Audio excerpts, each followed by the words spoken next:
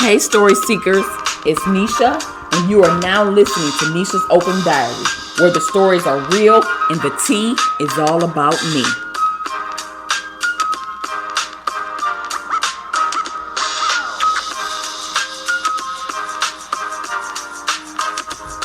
Welcome to my podcast. I am Nisha, and you are now listening to Nisha's Open Diary. We are back for another episode, and we're going to continue talking about the reason my mother accepted my father's abuse. So, after my grandmother killed him, and by him I mean my grandfather, by way of the rat poison, my mother and her siblings were in the care of their grandmother.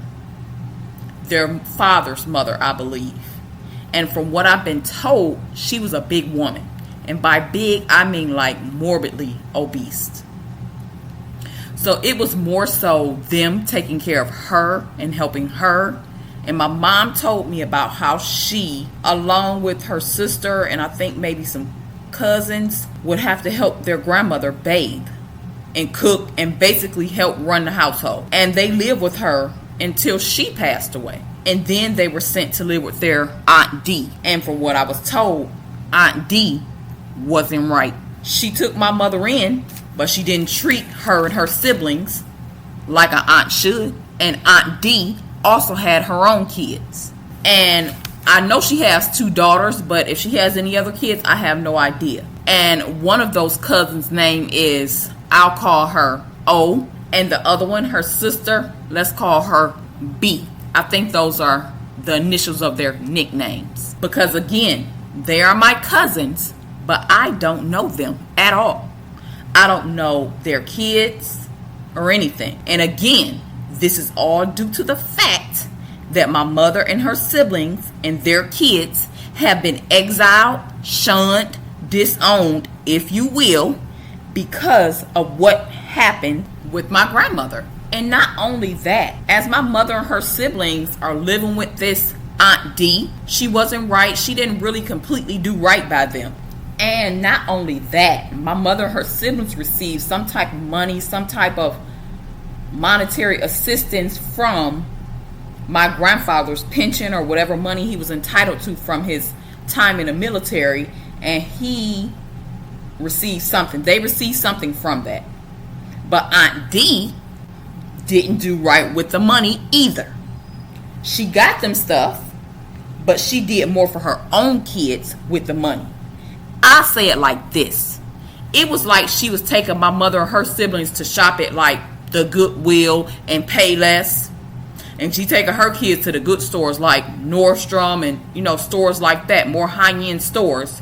Or like buying her kids the Jordans and buying my mother and her siblings no-name shoes, like some Payless shoes, light-up tennis shoes, something that was off-brand. And even when it came to them eating, my mom and them would be treated differently. They might be eating bologna sandwiches or hot dogs, and their cousins is eating steak. And these 2 female cousins I'm speaking about, one of them, ironically enough, is married to my father's cousin. Now, if that ain't crazy, I don't know if they still married today, but I don't know either one of them, even still. So my mother just ended up in bad situation after bad situation. And not only that, this Aunt D had a boyfriend, a husband, or whatever he was to her. It was her man. Okay? And I don't know if he is my cousin's father or not, but this man molested my mother and one of my uncles. And I don't know who else he touched. She went through hell living with her so-called family. And my one uncle, who in the last episode I told you was one of the ones who told me about what my grandma had done. Again, Uncle K, he was really young when my grandmother went to prison. And he was told by Aunt D and other adults what my grandmother had done to his dad. And as he grew older during her time in prison at 8 years, he grew to hate her. And I remember back in 2015 when she died, he wouldn't even come out to her house to help clear out her stuff or nothing. He resented her until the day she died, maybe even still today after 9 years later. And all of these things are why I believe my mother accepted my father's abuse. Because at the point when she was in this relationship with him and dealing with all that she was dealing with, she then was a mother. And given the things she had gone through as a child and into her teens and young adulthood, I know she just wanted better for her kids. And so she tried to stay with hopes of things getting better. I think her biggest fear was history repeating itself and she ending up with a story similar to that of my grandmother's if she ended up killing him. And over the years, some of these family members never, and I do mean never, sought to reach out or anything. And the ones who did come around, for instance, my cousin B, who is now deceased, he always kept a distance. He always sheltered his kids from that side of the family. And he always never let his kids come around like that to develop a relationship with us. And we know of each other. We know that we're cousins. We know that we are related. But we don't mess with each other. And they ain't never tried to. And again, it's like being held accountable for somebody else's actions. And the whole thing with my grandmother killing my grandfather is why my father couldn't stand her. He used to tell my mother she better not think about doing nothing like what my grandmother had did. And that's why in one of the other episode, I said he threw the plate of food against the wall. I believe he feared she might poison him like my grandmother had done. That's probably why he threw it against the wall and said, bitch, I don't want this shit. And when my grandmother did that and my grandfather died, it was all over the news. And people in the community hated her. She was getting hate from every direction. So-called friends turned their backs on her. Her brother-in-law, let's call him Uncle R. People in their friend group, family members, they all turned their backs on her. They all testified against her and wanted her to pay for what she had done, which is understandable, but they was crucifying her. So just imagine that you were in my mother's shoes and you had the childhood she had, and then you ended up in a relationship where you're being abused. You are going to think very carefully about how to defend yourself and how to go about getting out of that situation. I know that my grandmother's situation made her think twice about every decision she made in her own relationship. I wholeheartedly believe all these things contributed to why my mother tolerated so much from my father. When my grandma was in prison, she had to endure things that no child should have ever had to go through. And the crazy thing is that a lot of the stuff she went through was forced on her from her family. And when I say family, I'm air quoting like nobody's business, like air quote family. Family, family, family. So I pose the question, is blood thicker than water? Because I beg to differ. How do you carry on a relationship with a family like this? Let's talk about it. Comment on my website. Spam my comments on YouTube. Let me know how you would deal with this if it was your family. And even after all this time, these people have had years to reach out, years to try to develop relationships, years to really try to get to know their family. And it seems to me like they don't care. I guess they really feel as though that we are my grandmother's grandkids and her kids, so I guess they think I don't even know what to say they think, because I can't speak for how anybody else feels, but I just know that it's wrong. And I decided to develop this podcast not to tell all my family's business or even tell all of my business. The whole point of this is to let all this stuff out. This is therapeutic for me. Instead of holding it inside, I'm gonna let it out. And if it comes down to the fact that I'm airing other people out, then so be it. And if any of these people hear this podcast, you know I'm not lying about none of this. Y'all know what it is. Y'all know what happened. Y'all know the story better than me. I even recently reached out to some of y'all and tried to get more of the specifics of what happened. Silence. Nothing from these family members in quotations and aunts and cousins and uncles. And you know, after I had come to find out what my grandmother had did and finally found out what was really going on with the family and why everything was so weird and why half of them don't deal with us and this one don't deal with us and that one don't deal with us, and I came to find out all this stuff, I confronted my mother with this.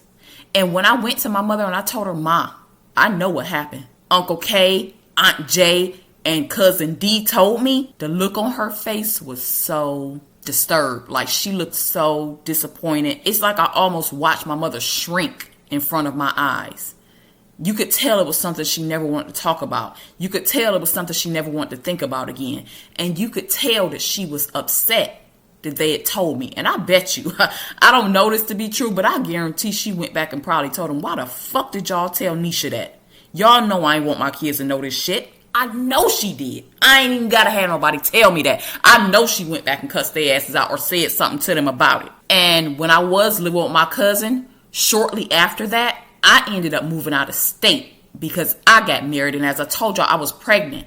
And I ended up getting married and stuff. And I ended up leaving the state because my man joined the military. And I left. And after we had got there and stuff, like, again, I had just learned this. And like I said, I was feeling some type of way about everybody at that point.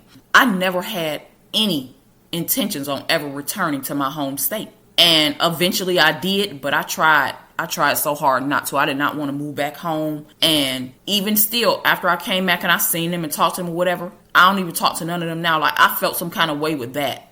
And then it's a whole bunch of other stuff that made me feel some type of way. And now, currently today, as of February 16, 2024, I ain't dealing with none of them talking to nobody. And I don't know how they feel about me, but I know how I feel. And again, I'm going to just say this. It is what it is. Because to me, I don't feel like everybody was ever really taught for real how to be family. Because the stuff we be having going on, talking about each other, not being together in unison as a family, you ain't been carrying on like no family. And I don't mess with that. I don't like that. So if it mean me keeping my distance, just dealing with my husband and my kids, then again, it is what it is. Because you can't make people be what you want them to be. They might be your family in blood, but that makes you family. But it also goes along with a whole lot of other stuff.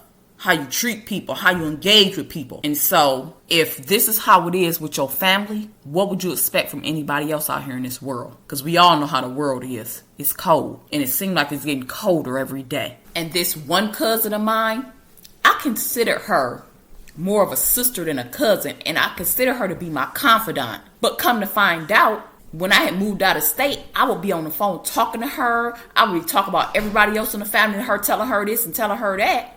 And she was turning back around and taking it right back to them. So when I did move back home, they was all looking at me cock-eyed, looking at me crazy because she been running back telling her mother, and her mother was taking it to everybody else. So at my grandmother's repast, I'm there and everything, everybody sitting there dogging me out like they ready to fight. And if you was to know my family, you would know that my family welcomes in strays. And I don't mean stray dogs. I mean they welcome in stray people. And they'll welcome in a stray and be treating them more like family than they treat you. And so all this stuff has had me feeling some type of way for quite a while. And so I said, you know what? It's time to crack the diary open. And that's why the name of this podcast is Nisha's Open Diary. Because these ain't made up stories. This is true life stuff that is actually happening to me, that is happening to me, that I have gone through. And if it made me feel some type of way, if I wrote it down in my diary, if it's etched in the back of my skull in my memory, if it made me feel any type of way, it will be exposed and talked about on here. Because these are things and events that have occurred in my life. And if it occurred in some of my family members or whoever else's life, and if it affected me in any kind of way, even the slightest kind of way, I'm going to talk about it. Period. Because this is my podcast and I can talk about what I want. Well, that brings us to the end of this episode. Thank you for listening. I welcome you to tune into the next episode where I will discuss whether or not blood really is thicker than water. All right, story seekers, I'm out of here until next time. Follow me on all socials at Nisha's Open Diary and my website at nishasOpenDiary.podbean.com. And until next time, I will meet you where the pen meets the diary.